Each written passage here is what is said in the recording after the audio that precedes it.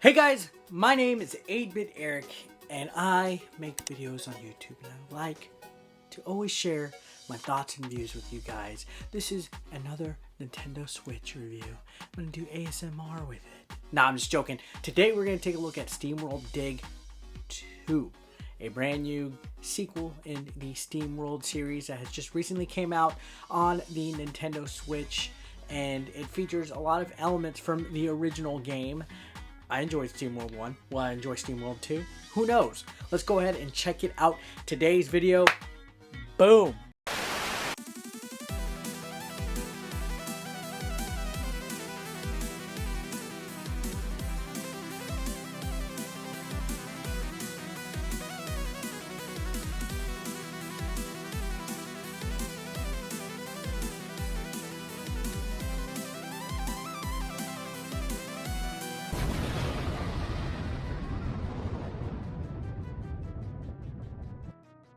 Alright guys, so SteamWorld 2, part 2 of SteamWorld that came out on 3DS, Wii U, and all the other platforms and consoles that you could think of. I played it on 3DS. I personally loved it. It captured my attention. It was nothing that I was expecting. In the world of SteamWorld, it's a whole bunch of steampunk robots that it's kind of like a post-apocalyptic desert western world. It's pretty wacky, and this game captures that same spirit as well.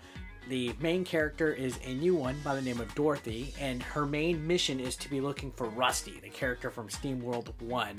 And just like in the original game, you will be pickaxing in the mines underneath the main city that is essentially the hub where there's some NPCs that you can upgrade your weapons and upgrade yourself in a Metroid style type of gameplay mechanic. Yes, this game is all about exploration.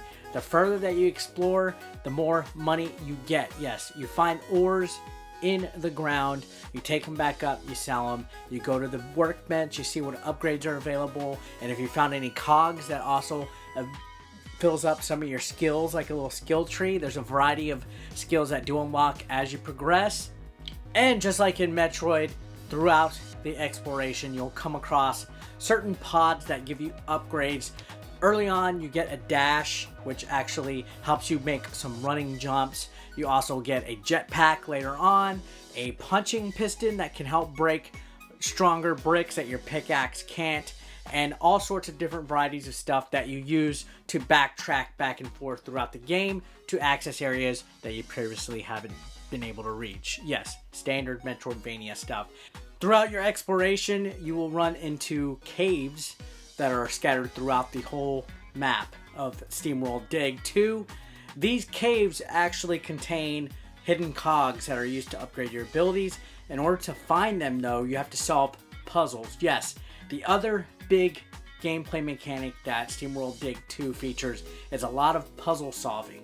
A lot of these rooms have traps and buttons and various things that you have to move around and obstacles to avoid in order to find these cogs. And a lot of these puzzles are actually rather well done. There's one room called The Floor is Lava where you're not allowed to touch any of the floor because there's buttons that cause the gates to fall down and you have to start all over from square root. That area was pretty intense because there's a hidden item in there where if you don't touch anything at all and don't have to reset it all, you get to unlock it. Yes, there's collectible hidden items as well that you can gather to get blueprints, and there's secret areas and stuff. There's a lot of secrets, but these puzzles, in my opinion, are actually a good highlight, and there's tons of caves for you to find, and you don't know how much is there until you actually find these caves and realize that there's actually multiple things to do in each one of them. So lots of extra content. If you're a completionist and you want to do all these puzzles, it's a big part. These puzzles are very fun. Now, aside from the exploration and puzzle mechanics of this game, overall, as far as SteamWorld Dig goes, the whole entire universe, everything about it, characters, presentation, what really gets me really liking SteamWorld Dig is in the, I guess, the chill of it. so to speak. This game is so easy to just pick up and play. I literally sat for 7 hours straight on SteamWorld 2, just playing, exploring, going down little by little, just pickaxing a little bit more areas that I couldn't have reached earlier, going back up, upgrading, going back down. It's like a loop, an endless loop, and in my opinion, that is markings of a great game where you don't want to put it down. There's always that, okay, I'm gonna just go down one more time, see what I can find before I go to bed tonight. And with the Nintendo Switch, it's really hard to put it down and go to bed because you can carry this game anywhere. I know I say a lot that portability is something that is an advantage over a lot of different ports of the Nintendo Switch. Now, it's on Switch only right now, but eventually when it gets ported over to other consoles, I still think the Nintendo Switch version will be the best one because you're able to play it in bed and you're able to play it on your TV. You can take it on the go. It is essentially 2 games in one. It's like having the Wii U and 3DS SteamWorld combined together. You're able to play this anywhere, anytime, and it's a really neat game. It can definitely keep you occupied. The graphics, just like in SteamWorld, pretty colorful. The characters, the NPCs that you come across, the other robots, they're all Western themed. And the dialogue, there's no voice acting, but some of the dialogue is pretty funny to read. You come across a few bosses that are just like in the first game. You know, you got these weird troglodyte looking things that roll around. You got exploding prickly pears, and you got other underworld type of creatures, some that spit acid, and then there's also weird cult people in this game. Yeah, you literally go into a cult like temple.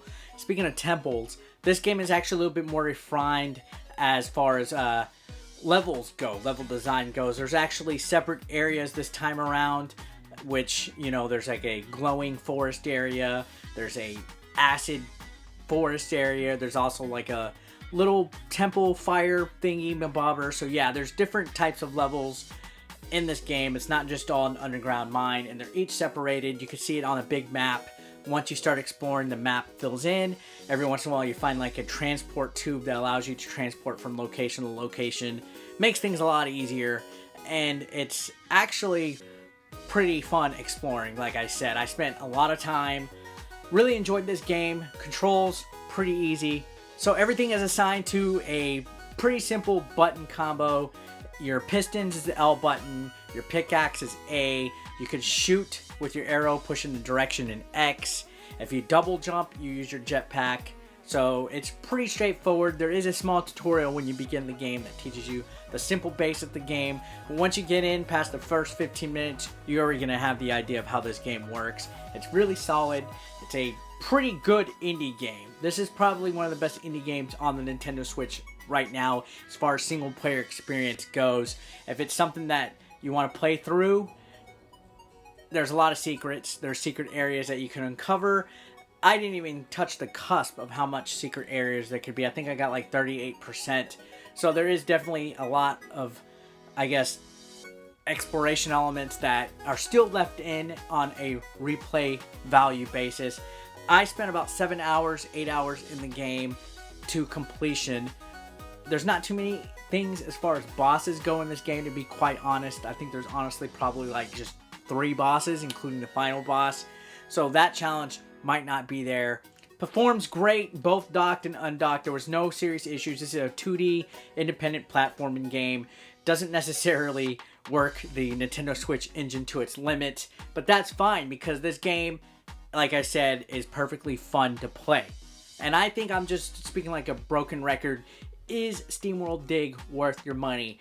It's kind of pricey. It's $20, but if you enjoyed SteamWorld, or you've played the originals, or maybe you want to try SteamWorld 1 first on one of the other consoles that it's on, see if you like it. If you do, I recommend SteamWorld 2. It's well worth the price.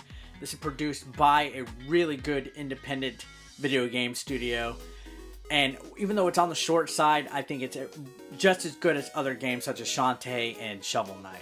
And well, guys, that's it for my review today. Thanks a lot for watching. If you're new to the channel, don't forget to sub, hit that like button, and comment below. Let me know how you're doing today. And I'll see you next time. Peace out.